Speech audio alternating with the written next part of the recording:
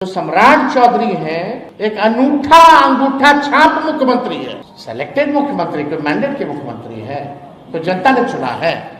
जो केंद्र बोलेगा उस पर छाप मारते रहेंगे। बड़ा ताम झाम सिक्योरिटी का लेके चलेंगे, बड़ा बंगला चाहिए, उसी में वो व्यक्ति खुश है। अब तक का कितना बिहार सरकार का खजाना ऋषि श्री ने लूटा, या ये भी सृजन घोटाला जैसा हो जाएगा, या ये भी एस्टिमेट घोटाला जैसा हो जाएगा, या अन्य घोटालों जैसा हो जाएगा। जिन विभागों में ये महा घोटाला हुआ, उनके विभागीय मंत्रियों ने अभी तक अपनी नैतिक जिम्मेदारी लेते हुए इस्तीफा क्यों नहीं दिया? कि मुख्यमंत्री अपरिपक्व है, अदूरदर्शी है, नाकाबिल है, और अधिकारी भी जानते हैं कि कितने बड़बोले हैं, बतौलेबाज सीएम है, गहराई और कितनी समझ, विवेक और योग्यता है, ये अधिकारी जान रहे, इसलिए इनको शूट करते सम्राट चौधरी। उनको बस सिक्योरिटी हैवी चाहिए। 50 गाड़ी काफिला में चलेगा तो 100 गाड़ी काफिला में चलेगा। मोदी जी बोलेंगे तो 50 कदम खाली पैदल चल लेंगे। 1 नंबर आवास को तो नीतीश कुमार जी ने कई आवासों को लेकर के बनाया था, ये तो 5 नंबर ले लिए रे भाई। पहले भी हमने बोला खजाना खा लिए, घोटाला हो रहा, डीके टैक्स की बात की, वही सब हो रहा। 2 लाख रुपया महिला को देने के लिए नहीं है, कब देंगे? पैसा नहीं है, भ्रष्टाचारी उड़ा के ले गया, अपना अपना पॉकेट लोग गर्म कर लिया। और हम चाहेंगे जितने यहाँ पत्रकार भाई आप लोग हैं, इस सवाल को जरा आप समझिएगा। मेरा छापना मत छापिएगा, लेकिन कम से कम ये सवाल जरूर छापिए। ये सवाल छापने से सरकार पे प्रेशर बनेगा, सरकार को जवाब देना होगा, दूध का दूध और पानी का पानी होगा। लेकिन हम आपको गारंटी कर सकते हैं कि सरकार के पास इसका कोई उत्तर देने नहीं आएगा। 4000 पन्नों का चार्जशीट में सिर्फ 7 मुख्य आरोप। चार्जशीट में बड़ी मछलियों को छोड़ दिया गया है। जांच में सामने आया है कि सरकारी विभागों में बिल पास कराने और टेंडर देने के बदले 2% से 3.5% तक का फिक्स कमीशन चलता था। क्या सरकार का पूरा आंतरिक ऑडिट सिस्टम और विजिलेंस विभाग पूरी तरह से ध्वस्त हो चुका है? जो इस स्केल के महाघोटाले को समय समय पर उजागर नहीं कर सकता है। मैं आज एक विशेष विषय पर आप सभी को इसलिए आमंत्रित करना पड़ा कि आप 23 तारीख के प्रेस कॉन्फ्रेंस के आप प्रत्यक्षदर्शी रहे हैं। 23 तारीख के बाद 2 बड़ी घटनाएं इस बिहार के भीतर हुई कि जो आर्थिक अपराध अनुसंधान 2 साल से जो सोया हुआ था जांच पूरी प्रक्रिया में, उसने 24 तारीख को एक काउंटर एफिडेविट नहीं, उसको काउंटर एफिडेविट नहीं कहते हैं, उसने चार्जशीट दाखिल किया। ध्यान दीजिए, 23 तारीख के प्रेस कॉन्फ्रेंस के बाद 24 तारीख को उन्होंने एक चार्जशीट दाखिल किया, जिस चार्जशीट में आप देखेंगे कि उस चार्जशीट में संजीव हंस, जो पहले ही से जो जेल गए हुए थे या जिन पर अपराध हुआ था, उस मामले में पुनः एक उन पर चार्जशीट दाखिल किया गया। उस विषय को बहुत ध्यान से गौर करिए, किस तरीके से सरकार पूरे जो ईडी का जो काउंटर एफिडेविट है उस पर अभी तक कोई भी सुनवाई करने से इनकार कर दिया। 2 उसमें बहुत महत्वपूर्ण साक्ष्य याद रखना होगा। एक तो अगर 9 IAS अधिकारी जिन पर हमने पिछली बार कहा था कि ईडी ने आरोप लगाया, उस 9 में से किसी भी एक व्यक्ति पर चार्जशीट में नाम नहीं डाला। 9 अधिकारी का नाम पुनः वापस मैं ले लेता हूं: आनंद किशोर, संजीव हंस, संतोष कुमार मल, अमरेंद्र सिंह, धर्मेंद्र कुमार, सुनील कुमार यादव, योगेश सागर, अभिलाषा शर्मा जैसे जो अधिकारी। और जब उसमें 2 आदमी को निलंबित भी किया, योगेश सागर को और अभिलाषा शर्मा को, तो किस आधार पे उनको निलंबित किया गया? जब चार्जशीट में उनका नाम नहीं देना था या उनको आप गुनाहगार सरकार नहीं मानती आर्थिक अपराध, तो किस आधार पर उनको निलंबित किया? ये बहुत महत्वपूर्ण सवाल है। कहना है किसका?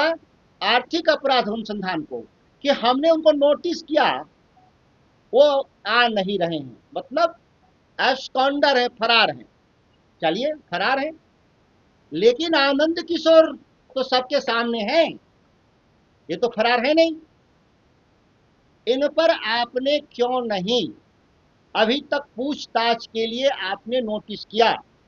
जो आनंद किशोर पर ईडी ने साफ कहा एक किंगपिन है, क्या कहा है? मिस्टर एक्स ठेकेदार। क्योंकि हाई कोर्ट का एक आया है, इसमें एक रिपोर्टिंग में आया है ना, कहा है कि फला व्यक्ति का नाम नहीं लेना है। किसका नाम नहीं लेना है? मिस्टर एक्स ठेकेदार। ये आप समझ जाइएगा, ठीक है? माननीय हाई कोर्ट ने कहा है उनका नाम नहीं लेंगे। तो मिस्टर जो एक्स ठेकेदार केवल पैसा वसूली के आरोपी हैं, लेकिन असल जो इसके जो किंग पिन है वो है कौन? आनंद किशोर। क्यों? याद करिए आप, 1.25 साल पहले मैंने एक प्रेस कॉन्फ्रेंस किया था कि बिहार में रातों रात वित्त सचिव क्यों बदला गया। लोकेश कुमार जी की नियुक्ति वित्त सचिव के रूप में की गई थी और 3 दिन में हटाकर आनंद किशोर को किया गया था डीके कुमार। कौन है डीके?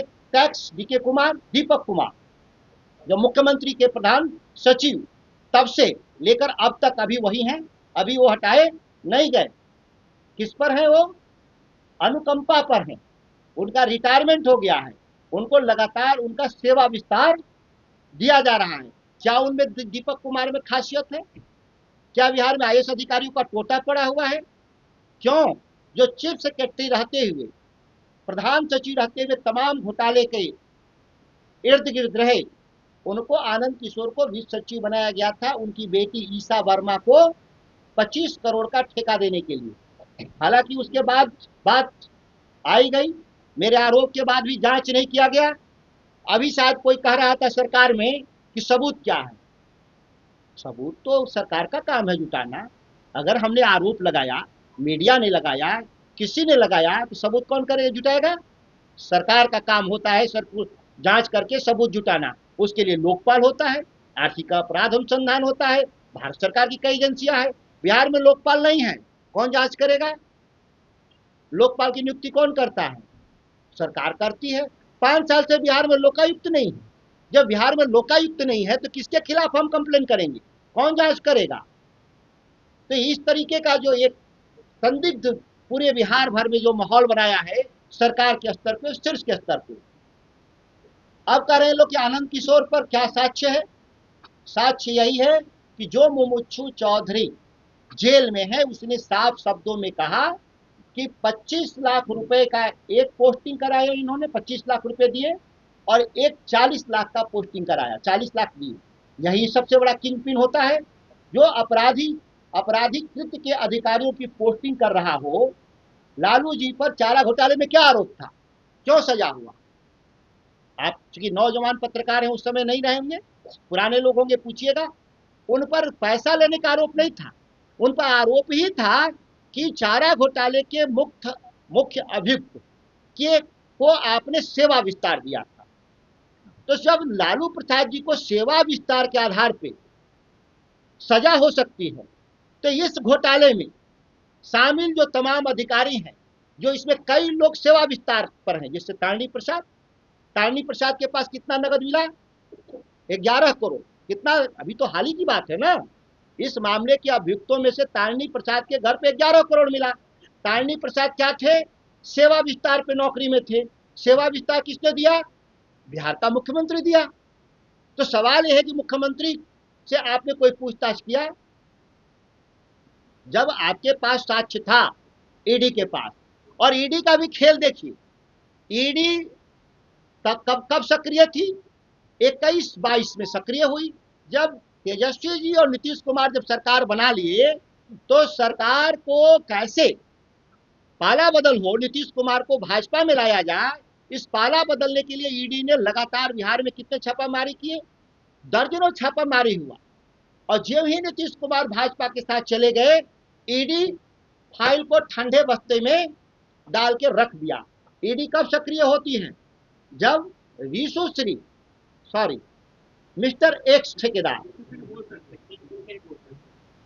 आज के कोर्ट का। तो मिस्टर एक्स ठेकेदार रीशु श्री जाते हैं यह कहने के लिए हाई कोर्ट में कि हुजूर हमको बेल दिया जाए, और जब बेल देने जाते हैं तो ईडी एक काउंटर एफिडेविट 273 पेज का दायर करती है, जिसमें सभी अधिकारियों के साक्ष्य देते हैं। क्या इसमें लिखा है? इसमें लिखा है कि नगर आवास विभाग और नमामि गंगे परियोजनाओं में व्यापक पैमाने पर घोटाला हुआ, और इसमें 265 करोड़ रुपया ऋषि श्री के पास गया, और ऋषि श्री ने अधिकारियों को दिया। किन अधिकारियों को दिया? नगर विकास विभाग के अधिकारियों को, राजनीतिक नेताओं को, और वित्त विभाग के अधिकारी को दिया। लिखा है कि नहीं? तो वित्त विभाग का कौन अधिकारी है? वित्त सचिव। वित्त सचिव कौन है? आनंद किशोर। 10 दिन पहले तक बिहार के वित्त सचिव कौन थे? आनंद किशोर, जिनके बारे में मैंने 1.5 साल भी पहले कहा था कि यही असल घोटाले के सबसे मुख्य कर्णधार हैं, और जहां जहां गए, जहां जहां चरण पड़े, वहां वहां बंटाधार। ये जहां जहां साहब के चरण पड़े, वहां वहां उन्होंने बंटाधार किया। ये मैं उन पर आता हूं, दूसरे विभाग का, शिक्षा विभाग का भी आऊंगा। पहले हम कि कल 24 तारीख को आर्थिक अपराध अनुसंधान विभाग ने जो चार्जशीट दाखिल किया, वो इसका जिक्र नहीं किया। इसमें किसी भी अधिकारी का दंड उन्होंने चार्जशीट में नाम नहीं डाला। तो क्या ये मानता है आर्थिक अपराध अनुसंधान कि इसमें कोई दम नहीं है? ये फर्जी दस्तावेज है जो भारत सरकार की जांच एजेंसी ने कहा है, सबूत सहित कहा है। क्यों? क्योंकि जो संजीव हंस पे कार्रवाई हुई है वो जल संसाधन विभाग के भ्रष्टाचार पे हुआ है, न कि नगर विकास। और ये कह रहा है कि 200 ऋषु श्री जो है 265 करोड़ नगर विकास के ठेके में कमाए, तो इसका हिसाब कौन देगा? ये असल सवाल है, क्योंकि इसी सवाल में आनंद किशोर लीड कर रहे हैं पूरे ब्यूरोक्रेसी को आकर के, दीपक कुमार के नेतृत्व में, जो दोनों आपस में रिश्तेदार भी हैं। मैंने पिछली बार भी कहा था। और ये लोग आज देखिए, इनको महत्वपूर्ण विभाग में बैठा दिया गया।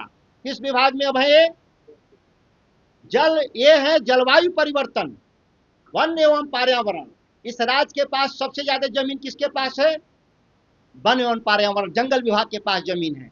इसलिए बैठाए गए हैं कि अब ये जमीन सरकार का उद्योगपतियों को देंगे, जंगल कटवाएंगे।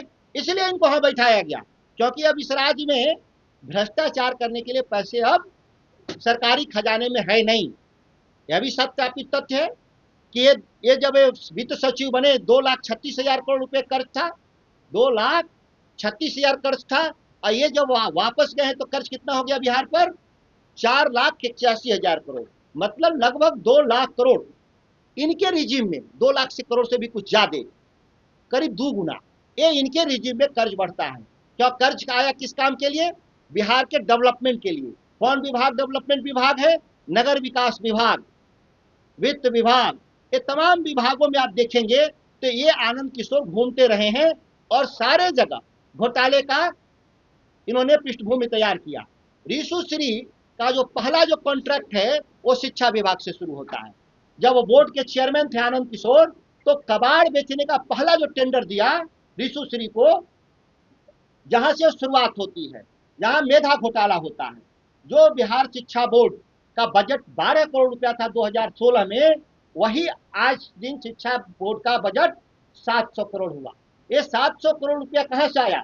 अगर हम इस 9 साल हो गया ना, लगभग ये 17 से लेकर 26 तक में 9 साल, और 700 करोड़ के हिसाब से देखें तो करीब 4,000 करोड़। ये 4,000 करोड़ रुपए जो बिहार के स्टूडेंट ने फीस दिया था एग्जामिनेशन के नाम पर, रीवैल्यूएशन के नाम पे, वह पैसा इन्होंने जो 12 करोड़ बोर्ड का खर्च था उसको 700 करोड़ बढ़ाकर ले जाने का काम किया। और जो एफडी हमारे 40-50 सालों में बोर्ड के पास संचित निधि था, वो तमाम एफडी को तोड़ करके इन्होंने इस तरह के कामों में भ्रष्टाचारियों को इन्होंने देने का काम किया।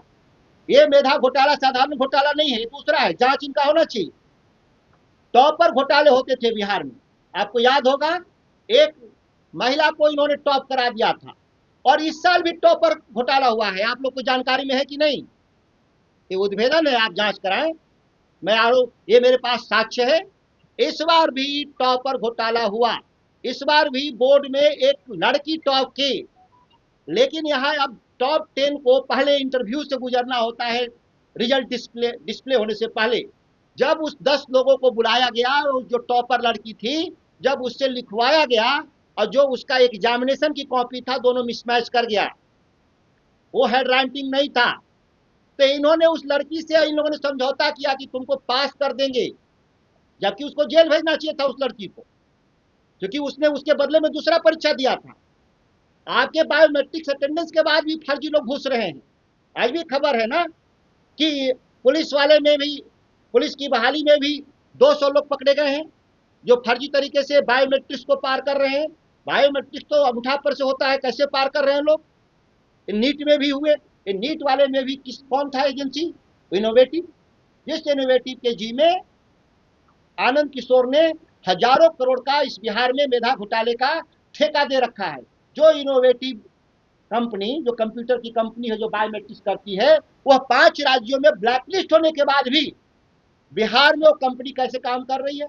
जिसका जो बिहार का जो सबसे बड़ा शिक्षा परीक्षा केंद्र है, वहां पर बापू सभागार, बापू परीक्षा हॉल में, उसका संचालन किसके जिम्मे है? यही इनोवेटिव को दे रखा है 10 साल के लिए लीज पर। मतलब वो लीज क्या है? सरकार का पूंजी, और इनोवेटिव उसका परीक्षा लेगा और बायोमेट्रिक्स कराएगा। और ये केवल 10वीं और 12वीं का नहीं, तमाम परीक्षाएं उसी बापू परीक्षा हॉल में होता है। और आपने नीट में भी देखा 50 लोग पकड़े गए फर्जी। पुलिस में देखे आपकी 200 कल पकड़े गए। तो ये पूरे बिहार में जितनी नियुक्ति हुई है 10 सालों में पिछले, उसके नियुक्तियों के परीक्षा हाल का संचालन आनंद किशोर के जरिए उन कंपनियों को दिया गया जो इनके हेरा फेरी में शामिल होने के लिए तैयार थे। इनका आरोप हो गया जो वित्त विभाग में रहते हुए इन्होंने हेरा फेरी किया, जो साक्ष्य में पिछली बार भी दिया था, इस बार भी मेरे पास वही साक्ष्य है। इन्होंने शिक्षा बोर्ड में जो मेधा घोटाला किया वहां पर, और इन्होंने नगर विकास में रहते हुए जो इन्होंने पूर्णतः जो ब्यूरोक्रेसी को जो सेट किया। एक तो कमाल का काम किया है यहाँ के अधिकारियों ने। नगर विकास का एक अधिकारी, मेरे नाम नहीं याद आ रहा है, जब बिल रोक दिया कि नहीं गड़बड़ हो रहा है, तो उसने सिंचाई विभाग से संतोष कुमार मल यहां से भेजता है वहां पर, और वो जाते हैं, लोग बिल बनाते हैं, और बिल बना करके पैसा का भुगतान करके वापस चले आते हैं। लोग पूछते हैं कि संतोष कुमार मल पे क्या आरोप है? संतोष कुमार मल पे यही आरोप है कि जब नगर विकास विभाग के इंजीनियरों ने कहा कि हम गड़बड़ काम का बिल नहीं बनाएंगे, तो इन्होंने अधिकारियों की एक पूरी फौज जल संसाधन से नगर विकास में भेजा, और वहां से उन लोगों ने बिल पास करा के, रिशुश्री ने पास करा के पैसा गबन करा किया, और फिर वो अधिकारी वापस सिंचाई विभाग में वापस चले आते हैं।